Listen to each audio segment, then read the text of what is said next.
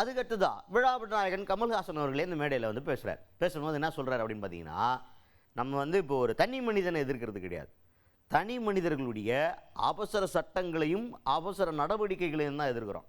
இது நான் மட்டும் எதிர்க்கிறது கிடையாது, நம்ம கூட கோரஸ் பாடுறதுக்கு இந்த மாதிரி தலைவர்கள் மாதிரி இந்தியா பூரா நிறையா இருக்கிறாங்க அப்படின்ற மாதிரி நம்ம கூட கை கோர்த்துருக்கிற தலைவர்கள் எல்லாம் கோரஸ் பாடகர்கள் ரேஞ்சில் பயங்கரமாக பில்டப் பண்ணி பேசியிருக்காரு. ஸோ எதிர்ப்பு அப்படிங்கிறது ஒரு ஆள் ரெண்டு ஆள் கிடையாது, இந்தியா பூரா எதிர்ப்பு இருக்குது பாஜகவுக்கு அப்படிங்கிற கருத்தை இந்த இடத்துல பதிவு பண்ணியிருக்காரு கமல்ஹாசன் அவர்கள்.